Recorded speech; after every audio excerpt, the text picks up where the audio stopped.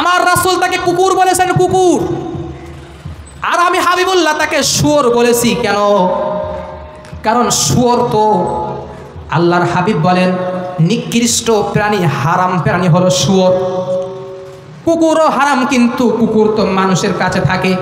আমার নবী তাকে কুকুর বলেছেন, আর আমি হাবিব তাকে শুয়োর এই জন্য বললাম কারণ যুগে যুগে ইয়েজিদির বংশধর, ইয়েজিদি মুসলমান নামধারী পৃথিবীর জমিনের মধ্যে আসবে। ইমাম হুসাইনের আদর্শ এর হৃদয়ের মধ্যে যাদের আছে তারা কখনো ওই শুয়োরের দলের ভাগীদার হতে পারে না, কখনো এই শুয়োরের দলের পক্ষ নিতে পারে না। কথা বলেন। হুসাইন পাক তাকে শহীদ করার জন্য সীমার নামের এই কুখ্যাত শুকর, কুখ্যাত এই কুকুর, কুখ্যাত এই জাহান্নামের নরপশু, এই হারামখোর, কুখ্যাত এই শুকর ইমাম হুসাইন পাকের গর্দান নেওয়ার জন্য পিঠে চড়ে বসলেন। ইমাম হুসাইন পাককে গর্দান থেকে মাথা উস্থ আলাদা করে দিলেন। হুসাইন পাক জমিন থেকে শাহাদাতের পেয়ালা পান করে তিনি শহীদ হয়ে গেল। ইমাম হুসাইন পাক তিনি শহীদ হয়ে গেলেন। ইমাম হুসাইন পাক শহীদ করে দেওয়ার পরে কাফের বেঈমানেরা মাথাটা আলাদা করে রাখলেন। ধড় মোবারকটা নিয়ে উটের পিছে বেঁধে, উটগুলো যেরকম দৌড়ে দৌড়ে ছুট দিচ্ছে, ইমাম হুসাইন পাক তার পবিত্র দেহ মোবারক, যেই দেহের মোবারকের মধ্যে এমন কোনো জায়গা ছিল না যেখানে আমার নবীর পবিত্র জবান মোবারকের চুমু স্পর্শ করেনি, হে হুসাইন পাক রাদিয়াল্লাহু তাআলা আনহুকে ইয়েজিদি বাহিনী তারা ঘোড়া করে তারা ছুটিয়ে পুরা ময়দানটা রক্ত রঙিন করলো, মাটির সাথে মিশিয়ে দিল। হুসাইন পাকের ভালোবাসা ছিল না তাদের মধ্যে।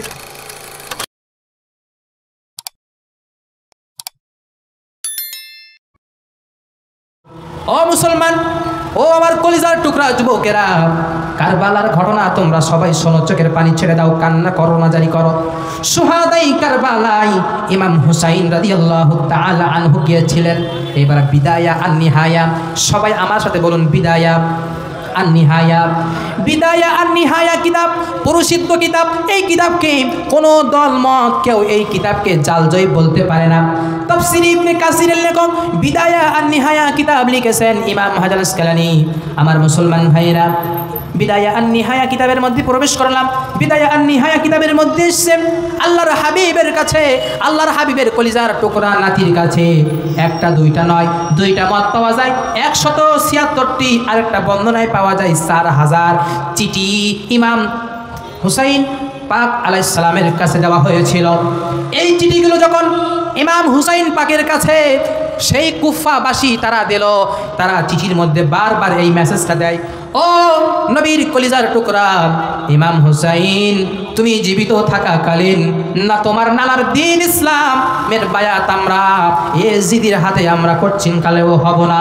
এই মেসেজ বারবার লিখিতভাবে তারা পাঠাই দেয়। মক্কায় মদিনায় তারা চিঠিগুলো পাঠিয়ে দেয়। ও মুসলমান নবীর উম্মতের দল কুফাবাসী একের পর এক চিঠি দিতে থাকে।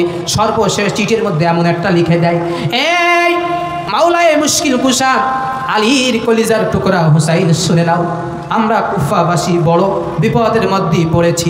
বায়াত হব, কার হাতে বায়াত হব? ইয়েজিদির হাতে আমরা বায়াত হতে পারবো না, কারণ ইয়েজিদ বেঈমান, ইয়েজিদির হাতে আমরা বায়াত হব না।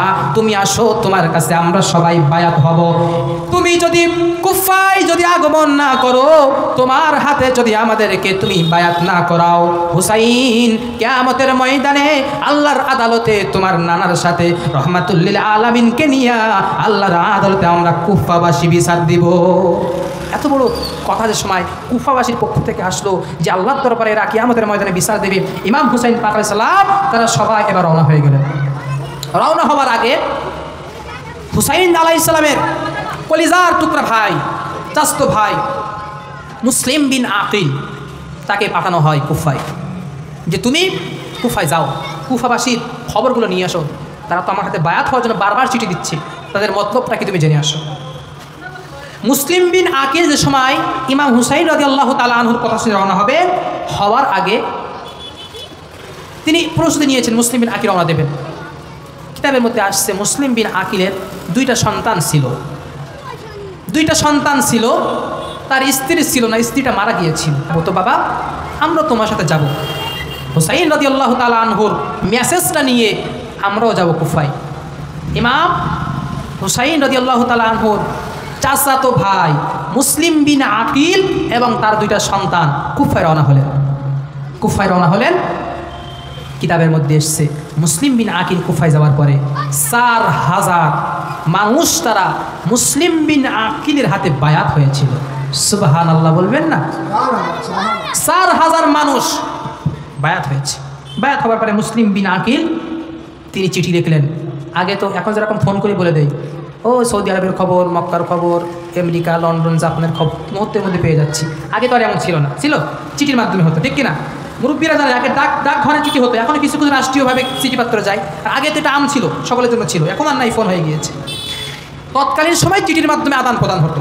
চিঠিতে মুসলিম বিন আকিল সই করে দিল, লিখে দিল যে হে আমার স্বাস্থ্য ভাই ইমাম হুসাইন, আপনি আসেন, আপনি মদিনা ছেড়ে আপনি কুফায় আসেন, আমার হাতে 4000 মানুষ বায়াত হয়েছে, আপনাকে তারা চাই, আপনি আসেন। এই চিঠিটা দিয়েছেন। এই চিঠিটা দীর্ঘ পথ পাড়ি দিয়ে ইমাম হুসাইন পাকের কাছে আসলেন। ইমাম হুসাইন পাকের কাছে চিঠি আসলে পরে তিনি চিঠি পড়ে তার অঙ্গ সঙ্গ, তার সাথীদেরকে নিয়ে, স্ত্রী পুত্র সকলকে নিয়ে 72 জনের কাফেলা তারা কুফায় রওনা হয়ে গেলেন। আচ্ছা বলুন তো, তারা কি জিহাদ করতে গিয়েছিল না বায়াত গ্রহণ করাতে গিয়েছিল? সবাই বলেন, বায়াত গ্রহণ করতে গিয়েছিল, দিন প্রচার করাতে গিয়েছিল। মুসলিম বিন আকিল চিঠি পেয়ে হুসাইন পাক তার অঙ্গ সঙ্গরা তারা রওনা হয়ে গেলেন। এর মধ্যে মুসলিম বিন আকিলকে এজিদি বাহিনী গ্রাস করলো, তাকে ধরলো, ধরে মুসলিম বিন আকিলকে তার দুইটা সন্তানকে মেরে দিল, মুসলিম বিন আকিলকে মেরে দিল। চলে বলেন নাউজুবিল্লাহ। কুফাবাসী কত বড় বেঈমানি করেছে। মেরে দেওয়ার পরে মুসলিম বিন আকিল শহীদ হয়ে যায়, তার দুইটা সন্তান শহীদ হয়ে যায়। হুসাইন পাক তারা 72 জন দল নিয়ে তারা রওনা হয়ে গেলেন। মৃত্যুর খবর তারপরের চিঠিতে আবার পৌঁছানো হয় মদিনায়। মদিনায় চিঠি যাওয়ার পরে হুসাইন পাক তারা তো সবাই রওনা হয়ে গেলেন, তাদের সাথে তো সাক্ষাৎ হয়নি।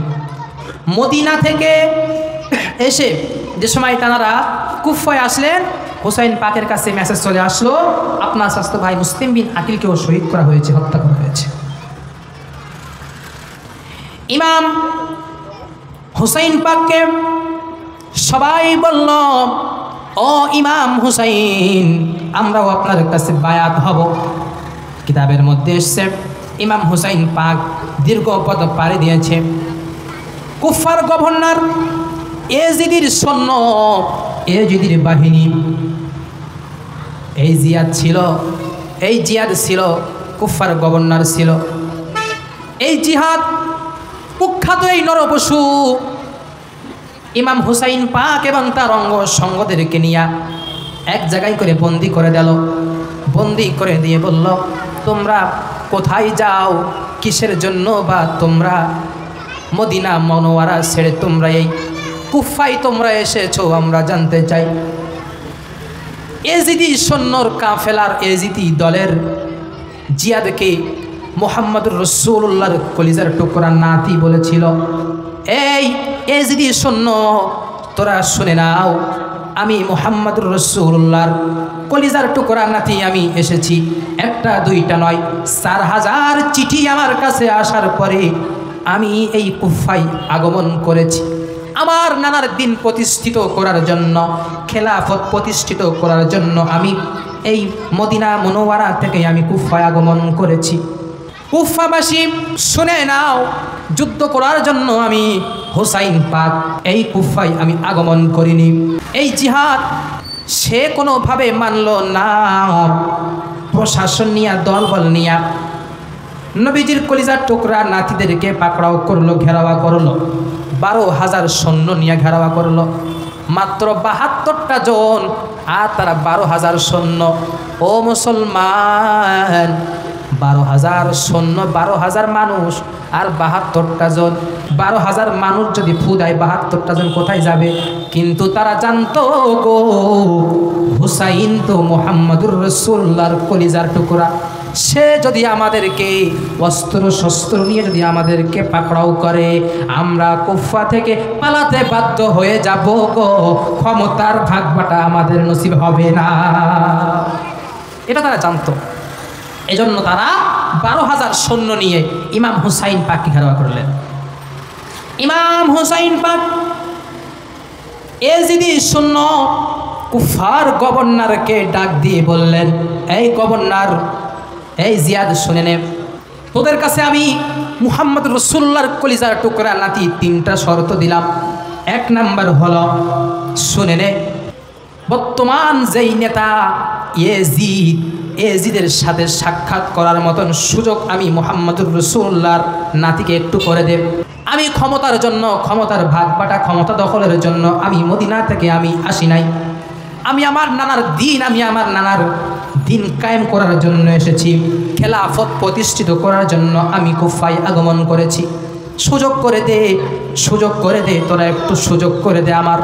আমার স্বাস্থ্য ভাই মুসলিম বিন আকিলকেও তোরা শহীদ করেছিস, আমি কিছু মনে করিনি, কিন্তু আমি যুদ্ধ করতে আসিনি, দাঙ্গামা হাঙ্গামা আমি চাই না। আমি চাই ইয়েজিদের সাথে আমার একটু কথা বলার সুযোগ করে দে। দ্বিতীয় নাম্বার শর্ত দিয়েছিল, ইয়েজিদি সৈন্যরা শোন, তোরা যদি ইয়েজিদের সাথে কথা বলার সুযোগটুকু আমার না দিস, তাহলে আমাকে তোরা আটকাস না, আমাকে সুযোগ করে দে, যেন আমি আমার 72 জন আমার স্ত্রী পুত্র সন্তানদেরকে নিয়ে যেন আমি আমার নানার রওজার কিনারায় যেতে পারি। সারাটা জীবন আমার নানার রওজার কিনারায় আমার নানাকে দেখে দেখে দেখে দেখে আমার অন্তরের তৃপ্তি আমি হুসাইন মিটাবো। এই কুফাবাসী কত বড় নিমু খারামি করলো এ দুনিয়ার মুসলমান। ইমাম হুসাইন পাক রাদিয়াল্লাহু তাআলা আনহু তিনি কুফাবাসীকে 2 নাম্বার বলেছিল আমার নানার রওজায় যেতে দে। 3য় নাম্বার শর্ত তারা দিয়েছিল, হুসাইন পাক দিয়েছিল, এই কুফাবাসী, কুফার গভর্নর শুনে নাও, 3য় নাম্বার, তোমরা যদি এজিদের সাথে আমার কথা বলার সুযোগ সময় না দাও, আমার নানার রওজা মোবারকের কিনারায় যাওয়ার সুযোগটুকু না দাও, তাহলে তোমরা এই ফুরাত নদীর কিনারা থেকে, এই কুফা থেকে এমন একটা বিলাদ, এমন একটা দেশ আমাদেরকে দেখিয়ে দাও, যেই দেশে গিয়া আমার বাকিটা জীবন আমি আমার সাথীরা কাটিয়ে দিব। কুফাবাসী এজিদি সৈন্যরা তারা মানল না। তাদের মধ্যে ছিল 50 বছর আগে নূরের নবী আলাইহিস সালাতু ওয়াস সালাম, তিনি বলেছিলেন, এ আমার কলিজার টুকরা হুসাইন, তুমি তখনই শহীদ হবা যখন তোমার সামনে তুমি দেখতে পাবে গো সাদা পাকড়া কালো একটা কুকুর। এই কুকুর তুমি যখন দেখতে পাবে মনে করবে তুমি আল্লাহর ডাকে সাড়া দিচ্ছ। ইমাম হুসাইন পাক রাদিয়াল্লাহু তাআলা আনহু জিয়াদকে বলেছিল 3টি কথা, জিয়াদ শুনল না। 9 মুহররম গিয়া 10 মুহররম, ও দুনিয়ার মুসলমান, 10 মুহররম আসলো, 9 মুহররম গিয়া 10 মুহররমে পাড়ি দিল।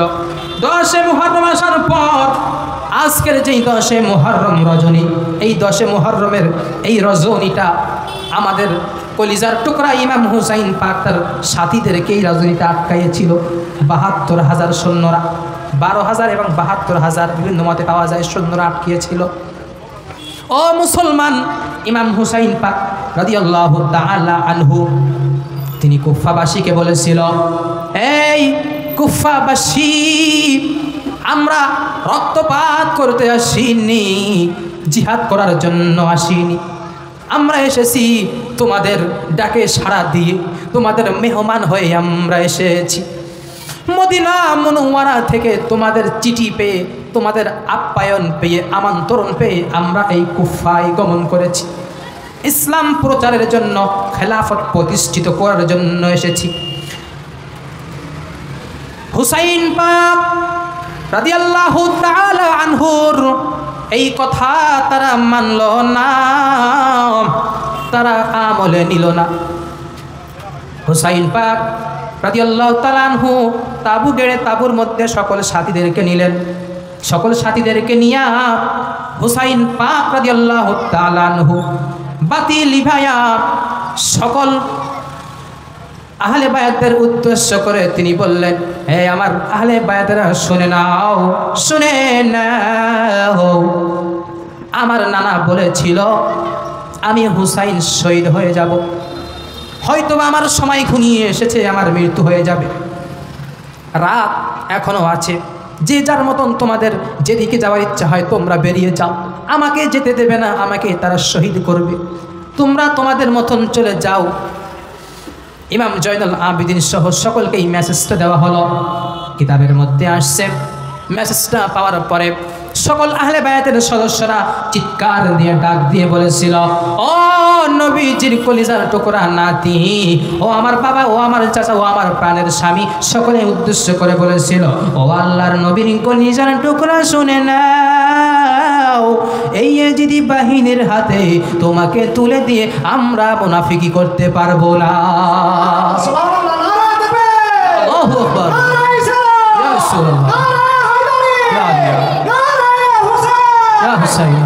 আমার মুসলমান ভাইরা, হুসাইন পাক রাদিয়াল্লাহু তাআলা আনহু তিনি সকল সাথীদেরকে মেসেজ দেওয়ার পরে সকলে পাল্টা জবাব দিলেন, আপনি শহীদ হবেন, আপনার সাথে আমরাও শহীদ তামান্না বরণ করব, কিন্তু আমরা গাদ্দারি করব না, আমরা এই কুফা ছেড়ে আমরা যাব না, যদি যেতে হয় আপনাকে নিয়েই যাব। সুবহানাল্লাহ, আপনাকে ছেড়ে আমরা যাব না। কুফাবাসী সারাত তারা তাবুর চারিকানায় তারা ঘেরোয়া করে নিয়েছে। ও মুসলমান ভাইরা আমার, কলিজার টুকরা জওয়ানেরা, তরুণেরা শুনে রাখো, সকাল ঘনিয়ে আসলো। ইমাম হুসাইন পাক তিনি সকলকে ডেকে বললেন, এই কুফাবাসী, তোদের বারবার বলছি আমরা যুদ্ধ করতে আসিনি, তোরা কেন আমাদেরকে ঘেরাওয়া করেছিস? তাদের একটাই বাক্য ছিল, আমরা তোমাদেরকে শহীদ করে দিব। চিৎকার দিয়ে বলেন নাউজুবিল্লাহ। মুসলমান ভাইরা আমার, হুসাইন পাক রাদিয়াল্লাহু তাআলা আনহু তিনি তার কলিজার টুকরা 6 মাসের কলিজার টুকরা সন্তান পানির তৃষ্ণায় কাতরাচ্ছে। সারা বানু কলিজার টুকরা সহধর্মিণী স্ত্রী বাচ্চাকে ইমাম হুসাইন পাকের হাতে দিয়ে বললেন, ও আমার প্রাণের কলিজার টুকরা স্বামী আমার, আমি 3 দিন না খেয়ে আছি, কোনো আমার দুঃখ নাই, আমার দুধের স্থান শুকিয়ে গিয়েছে, আমার দুধের স্থানে দুধ নাই। কলিজার টুকরা সন্তানটা পানির তৃষ্ণায় কাতরাচ্ছে, চিৎকার করে কান্না করেছে, কান্না থামানো যাচ্ছে না, একটু পানির ব্যবস্থা করে দেন। কিতাবের মধ্যে আসছে, ইমাম হুসাইন পাকের আহলে বায়তের অন্যতম আরেকজন সদস্য তিনি পানি আনার জন্য পানির বালতি, পানির মশক নিয়ে ফুরাত নদীতে গেলেন পানি আনার জন্য ফুরাত নদীতে গিয়েছেন। ফুরাত নদীতে গিয়ে পানি তুলেছেন, পানি তুলে ডান কাঁধে তুলেছেন, ডান কাঁধে পানির মশকটা নিয়ে আসছেন। কিতাবের মধ্যে এসছে, এজিদি সৈন্যরা সাথে সাথে একটা তরবারি নিয়ে সাথে সাথে আঘাত করে আহলে বায়তের অন্যতম সদস্যের ডান হাতটা কেটে দিল। হুসাইন পাক আলাইহিস সালামের কলিজার টুকরা সদস্য তিনি এবার পানির মশকটা বাম সাইডে নিলেন। কিতাবের মধ্যে এসেছে, বাম সাইডে আনার পরে তাকে এক কোপ দিয়া তরবারি দিয়া হাতটা 2 খণ্ডিত করে দিল। 2 হাত নাই, পানির মশকটা এবার মুখ দিয়ে দাঁত দিয়ে চিবিয়ে ধরলেন। দাঁত দিয়ে চিবিয়ে ধরে বলতেছেন, হে এজিদি বাহিনী, আমি পানি খাবো না, আমি পানি খাবো না, নবীর নাতিও পানি খাবে না, 6 মাসের একটা শিশু পানি খাবে, পানি খাওয়া কি তোরা একটু সুযোগ দিবি না? তোরা কি একটু সুযোগ দিবি না? 6 মাসের বাচ্চা পানি খাবে। মুসলমান, কারবালার শিক্ষা আমাদের কি দেয়, ভালো করে শিক্ষা নাও। কিতাবের মধ্যে এসছে, দাঁত দ্বারা পানির মশকটা লটকিয়ে ধরলেন, চিবিয়ে ধরলেন। কোনোভাবে কুফাবাসী মানল না, তীরের আঘাত করে আহলে বায়তের অন্যতম সদস্যকে শহীদ করে দিল। পানি আর আনা হলো না। ইমাম হুসাইন পাক আলাইহিস সালাম কলিজার টুকরা সন্তানকে হাতে নিয়ে বললেন, এই কুফাবাসী, দেখ, আমি পানি খাওয়ার জন্য ফুরাত নদীর কিনারায় চাই না, আমার কোনো স্ত্রী যেতে চাই না। 6 মাসের ছোট বাচ্চার পানির তৃষ্ণা লেগেছে। তোদের বাড়িতেও তো ছোট ছোট বাচ্চারা আছে, তোদের বাড়িতেও তো ছোট ছোট মনারা আছে, তোরা এমন কোনো অবিচার আমার সাথে করিস না। আমি মুহাম্মদুর রাসূলুল্লাহর কলিজার টুকরা নাতি ইমাম হুসাইন, আমি আবার বলছি শোন শোন শোন শোন, আমি তোদের সাথে যুদ্ধ করতে আসিনি, আমি হুসাইন পাক এসেছি আমি তোদেরকে বায়াত করানোর জন্য। ইমাম হুসাইন পাক বারবার বলছে, তারা বুঝছে না। এক পর্যায়ে ইমাম হুসাইন পাককে তার কলিজার টুকরা সন্তান হাতে আছে, কিতাবের মধ্যে এসেছে, বিদায়া আর নিহায়া কিতাবের মধ্যে এসেছে, তাদের মধ্যে ইয়াজিদের সৈন্যের মধ্যে এমন একজন কুখ্যাত কাফের ছিল। এই কুখ্যাত জাহান্নামের কীট কাফের আহলে বাইতের সদস্য ইমাম হুসাইন পাকের রক্তের উপরে তীর নিক্ষেপ করেছিল আর মিষ্টি হাসি দিয়েছিল। কলিজার টুকরা সন্তান দুনিয়া থেকে তীর ঢুকে দুনিয়া থেকে শহীদ হয়ে গিয়েছিল। কলিজার টুকরা সন্তানের রক্ত মোবারকগুলো ইমাম হুসাইন পাকের দাড়ি আর চেহারার মধ্যে লেগে গিয়েছিল। ইমাম হুসাইন পাক আলাইহিস সালাম চোখের দুনয়ন ছেড়ে দিয়ে তিনি কান্না করেছিলেন আর বলেছেন, হে আল্লাহ, পৃথিবীর কোনো ব্যক্তির কাছে আমি বিচার দেই না, পৃথিবীর কোনো মানুষের কাছে আমি বিচার দেই না, একমাত্র আসমানের রব আল্লাহ আমি আপনার কাছে বিচার দেই। আমার কলিজার টুকরা সন্তান কি অন্যায় করলো, কি অন্যায় করলো আমার কলিজার টুকরা সন্তান, যে আমার কলিজার টুকরা সন্তানকে তারা শহীদ করে দিল, সারা জীবনের মতন পানির তৃষ্ণা মিটিয়ে দিল। আমার মুসলমান ভাইরা, ইমাম হুসাইন পাক আলাইহিস সালাম কলিজার টুকরা সন্তানকে নিয়ে সাহারা বানুর কাছে গেলেন, সহধর্মিণী স্ত্রীর কাছে গিয়ে সন্তানকে দিয়ে বললেন, নাও তোমার কলিজার টুকরা সন্তানকে একবারে দুনিয়ার জিন্দেগিতে নয়, একবারে কিয়ামত পর্যন্ত পানির তৃষ্ণা মিঠাই দিয়েছি। ভাইরা আমার, সন্তানের মৃত্যু নিজে হাতে করা। আপনার সন্তান যদি অসুস্থ হয়, একটু জ্বর আসে, 100-র উপরে জ্বর যায়, ডাক্তার যে থার্মোমিটার দিয়ে বলে 100-র উপরে জ্বর, আপনার সন্তান জ্বর, আপনার মনটা কেমন লাগবে? আপনার মা অসুস্থ হলে, আপনার বাবা অসুস্থ হলে, আপনার স্ত্রী অসুস্থ হলে কেমন লাগবে আপনার?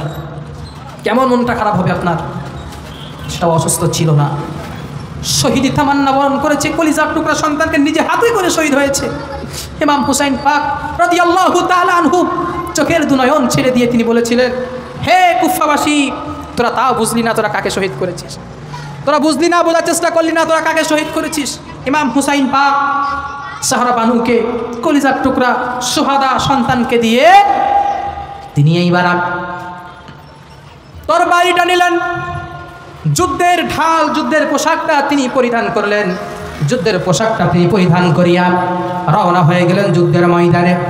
কিতাবের মধ্যে এসেছে যুদ্ধের ময়দানে রওনা হয়ে গেলেন। যুদ্ধের ময়দানে যুদ্ধ করতে করতে করতে করতে কাফেরদেরকে ইমাম হুসাইন পাক শহীদ করলেন। শহীদ করতে করতে করতে করতে এক পর্যায়ে ইমাম হুসাইন পাক তিনি ক্লান্ত হয়ে গেলেন। ইমাম হুসাইন পাক এক পর্যায়ে তিনি অত্যন্ত ক্লান্ত হয়ে গেলেন।